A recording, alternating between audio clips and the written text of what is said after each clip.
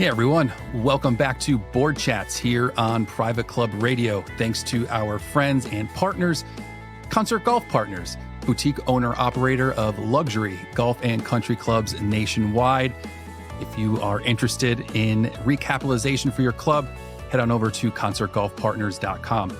Today, we are all about agronomy. We get to talk with the SVP of Agronomy at Concert Golf, Danny Gwyn, and we have a really fun conversation. We talk about what is agronomy, what goes into it, what are the challenges, what does a day in the life of an agronomist look like? So, because I'll be honest, I didn't know exactly. So it was interesting to hear about the agronomy and the superintendents. And it's not just about playing golf and chatting to the members all day. There really is a lot of money management, time management, employee management that goes into it, and just a lot of general stresses and challenges. Yeah, so we have a really fun conversation. I learned a ton. So please welcome the SVP of Agronomy from Concert Golf Partners, Danny Gwyn.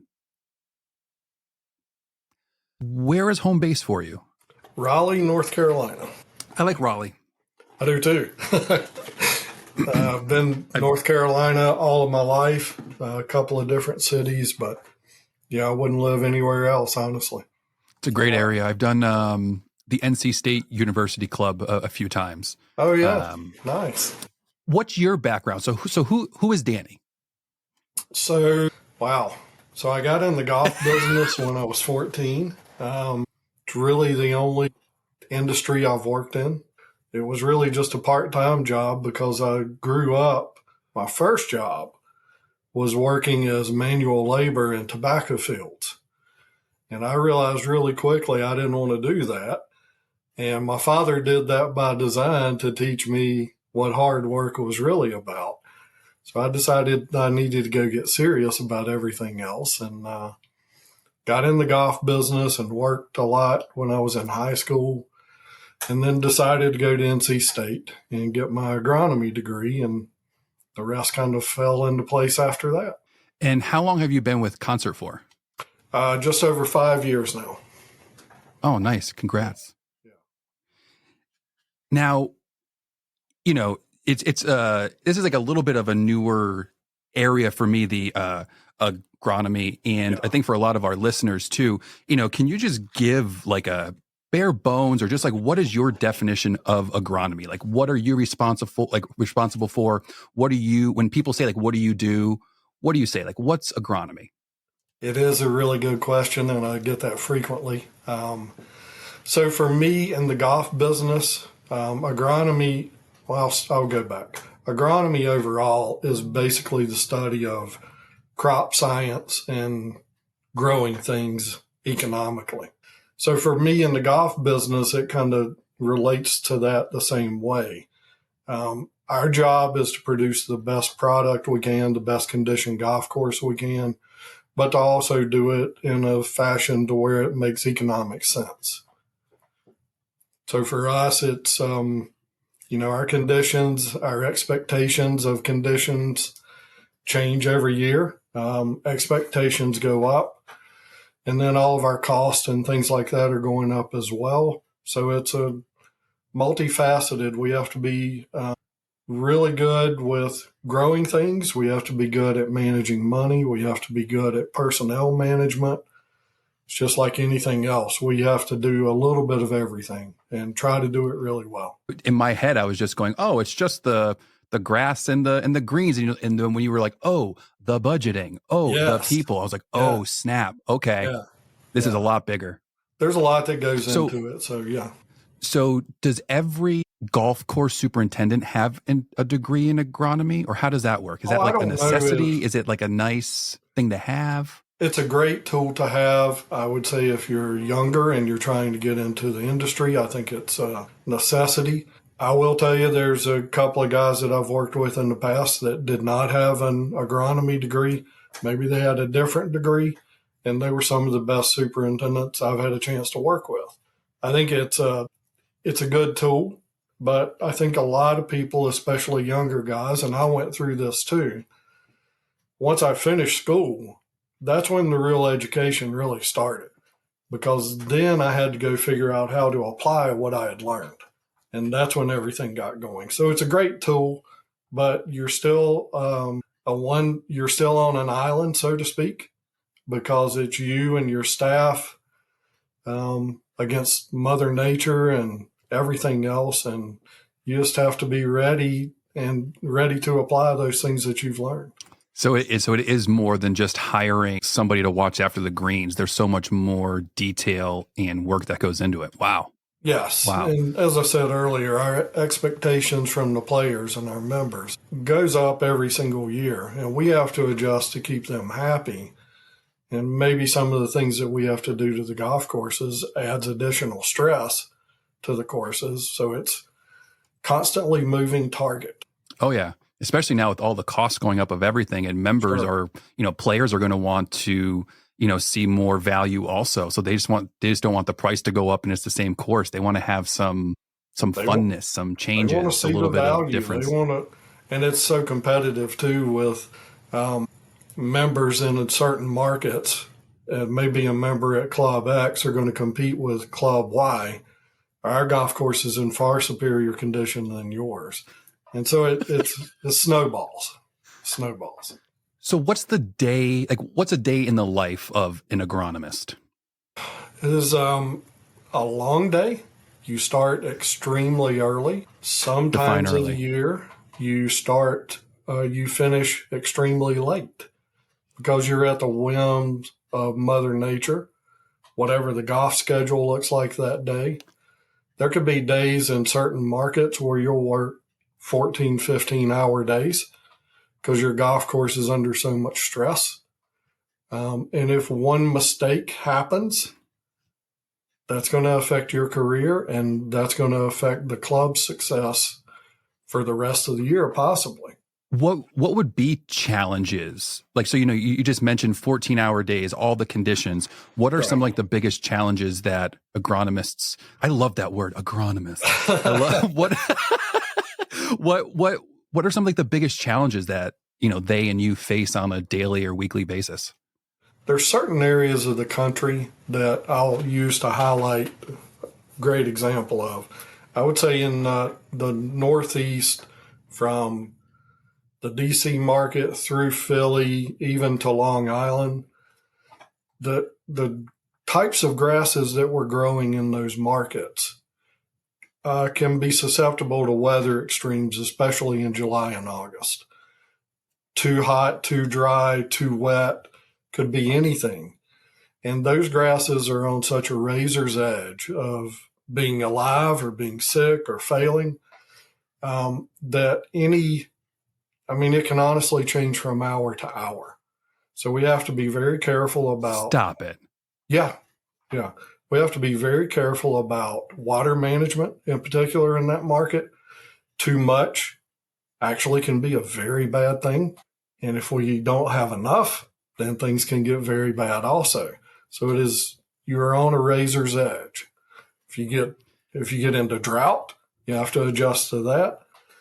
It's tough. That is the toughest market, in my opinion, in the United States to grow grass. What is sick grass?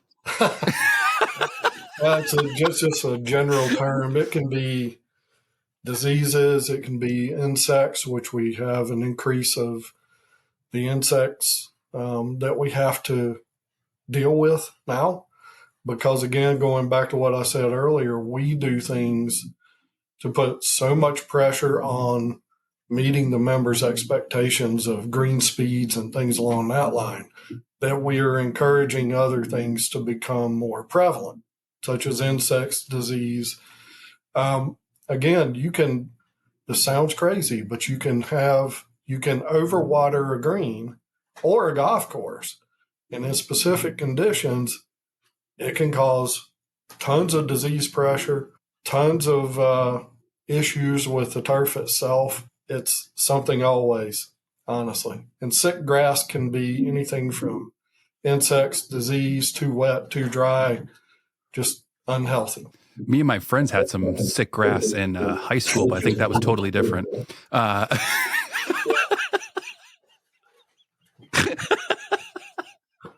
Are there other things that can go wrong, in that world, so we have like the grass, sick grass. Are there other factors and things that can go wrong? And, what do you do in those situations? Everything can go wrong, honestly.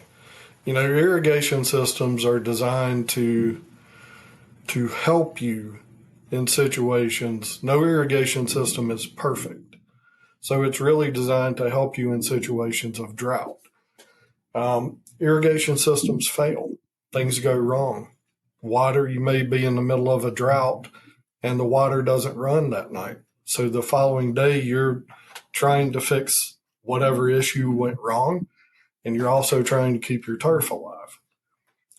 It can be as simple as mechanical injury from the mowers we use. They can cause damage. There's hydraulic systems on them that can cause damage. Frankly, think about that. People can cause damage. The players, but also our staffs can cause damage if they don't operate all the equipment properly. So if it's not maintained, the blades aren't sharp enough. Correct. Or they mow wrong areas with the wrong unit, or they spray the wrong product in the wrong area. It's a lot. Wait, so certain product for certain areas? Well, yeah. Actually, no, that makes total sense, because if you like detail a car, you don't use the same products inside and out. So yeah, that makes total sense. Yeah. Yeah. Now, do capital improvements fall under agronomy in your sort of role? Sure. So typically in our company, we would produce a capital improvements, I don't want to use the word wish list because that's not what it is, but a suggestion from the club of what they think they need to do, whether it be to the golf course, clubhouses, or what it may be. And then we'll evaluate those. Once a project gets approved, it's up to the superintendent to carry that out. So we'll help them make sure that the pricing is agreeable, scope of work is agreeable, but then it's up to the golf course superintendent to get that done. If we're renovating all of the sand traps on the golf course, it could be any number of different things, bridges, all kinds of things. How do you, what's your process? So you're SVP, so you oversee a lot of the properties, correct? All of Concert's properties. All of them. Mm-hmm. So capital improvements, how do you, I'm trying to phrase this, so maybe help me out, but is there a certain number that you might assume that you're going to need for the following year? How do you plan for capital improvement? From a 30,000 foot view level. Obviously, you can get super, super deep, but as a big, overview, how do you even sort of plan for a capital improvement? It's always best in our industry to have a 5-year plan. And every golf course is different. Every course was constructed differently. And it also could be important as to where the course is in the United States and what market it's in. So it's always good to have a 5-year plan. And our supers, and we're here to help them figure this out as well. Our supers should know the most urgent things that are coming. In other words, if we're having a lot of issues with our sand traps and we're getting complaints about them, obviously that's going to go up on the list as a priority. And it's just up to us to help them evaluate the needs of each club and try to be smart about what comes first. And I have regional superintendents in the field that are current superintendents, but they also assist me with 4 or 5 other clubs in their geographic area. And we rely on their expertise also to help us figure this out. Is there a certain amount that you kind of account for? So meaning, let's just say it's $1 million a year.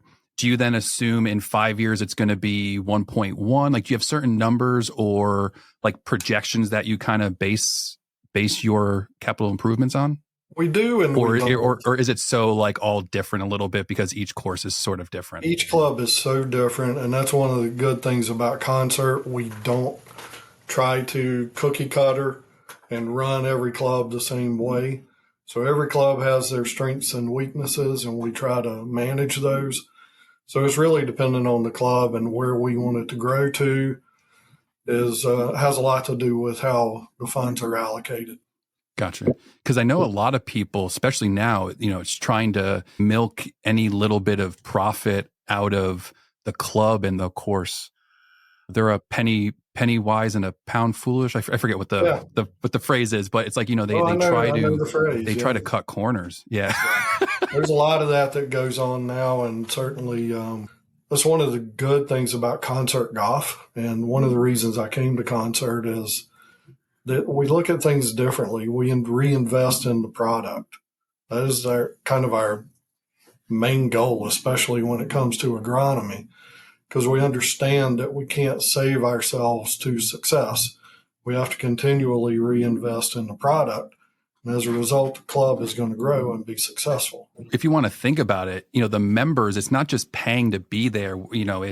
They're investing in the club also. Like, they want to know that their money isn't just going to, it's just not just for that day. There's a Correct. Bigger plan with it. And they Correct. know in the long run, it's going to just keep getting better. How do you manage your budgets? So again, when it comes to agronomy? We're starting that process right now. The clubs generate budgets based on prior years and based on the goals that we've all agreed to that we want the club to grow to. So the clubs will generate those, then they will come to the corporate level. We'll evaluate those and make any adjustments we think we need to with the club.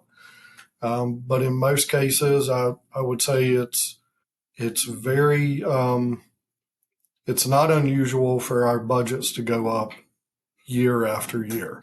Not just because of price increases and supply chain issues, but really because, again, we're reinvesting in the property and we want those clubs to grow. What's the difference with a concert golf agronomy compared to somebody else or something else or more independent? I've worked for other companies in similar roles, and I would say our biggest difference is some companies can tend to be micromanagers. In other words, they want to tell the superintendents, this is how you're going to produce the product. And we simply don't do that. We don't want any part of that. I know when I was an active superintendent on my own, I didn't want anyone to tell me how to produce the product that I needed to. And again, it's such a personal business. There's resources we can use to produce our programs to create a great golf product. But my product or my program is going to be different than probably every other superintendent's. Everyone has a very personalized program of how to produce it. And that's one of the coolest things about what we do. As long as it's successful, then we're going to be thrilled, obviously. And I challenge my superintendents to be different in that regard. Don't try to do at Philmont what we do at White Manor, because it's not going to work. That's fantastic, and that's a big move. Like, that's it. What's the word I'm looking for? It takes trust to do that. I was going to ask, like, how is your agronomy division structured? But it sounds like you give people a lot of freedom, and as a whole, and because you have all that knowledge, all that background, so you can see the writing on the walls. You can see if something's not looking right or numbers are a little bit off. Like, you can step in then. Correct. And what we do is we give the guys tons of autonomy. We have people that actually come to concert as a new hire, which is kind of rare, or if it's an acquisition, they're kind of surprised at how much we let them go run their business. And that's what I always tell them. This is your business to run. I'm here, and the regional staff is here to support you, but it's your business to run. And in certain markets, we're going to have stressful times. It's going to change year round. It's kind of transitioning now into the Florida market, because we're really just going into our prime season in Florida now. Snowbirds or what have you are coming down to Florida, so there's going to be a lot of play there. And that's our peak season. So our regional guys are all over the state of Florida right now, making sure that we're ready to go for the season. In July and August, we're going to focus on the Northeast. And those guys that are in those markets are going to be talking to our superintendents quite a bit. They're going to be visiting the clubs and using their eyes and making sure, to your point, what we are hoping we want to get, we're getting. So what happens when a concert acquires a club? What happens to that current super? So, and it is always in our best interest for that superintendent to become a part of Concert Golf. He has been there, in most cases, he or she has been there for quite a while. They know the product better than anyone else. We have very limited knowledge. We do our due diligence, but visiting a club a couple of times, you really don't know all the nuances of that operation, and these people do. So it's always in our best interest to have them stay with the club, and we make every effort to do that. And I can only think of one instance that did not work out, and that was the current superintendent's decision. He was a little older and just decided, I think it's time for me to ride off in the sunset. So win for all at that point. At least there wasn't that awkwardness and weird situation there. Exactly. But no, most of the guys are, as I said earlier, quite surprised at how non-bureaucratic our company is. We don't have layers and layers upon approvals. It's just very streamlined and simplistic. That's awesome. And that's great to hear as well, because, I think especially now with, a lot more, and not just in golf, but all over, companies and things getting acquired and buying and selling, it's a lot of micromanagement. It's a lot of just meetings, people just trying to have their foot in everything. And it's refreshing to hear that you give people that flexibility, that responsibility, that ownership. I think in most cases when companies get the size of ours or much bigger, and they do try to micromanage those clubs, it's not going to work. And thankfully, our leadership with Susan Donovan, smart enough to understand that and make sure she's very protective of that we don't go down that road, that we hire good people, put them in place, give them the resources to do what they need to do, and we trust them to go do it. Before we were talking, what are some myths about golf course superintendents? Are there? I think there's one that has always kind of bugged me, but I understand it. I think a lot of people, especially those outside of the business, think we don't know how to manage money. And all we do is spend money, and we have really no impact on how the club may or may not be successful. There's this old saying in superintendent's world that if the golf course is good, the weather's great. If the golf course is bad, the superintendent's an idiot. So I think that's the one thing that bugs me. Some of the best money managers in the business are golf course superintendents, because we all have budgets. There's only a handful of places that don't.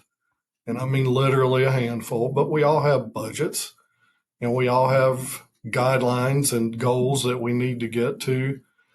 These guys have to juggle all that. There's no one helping them because nobody really understands what we do.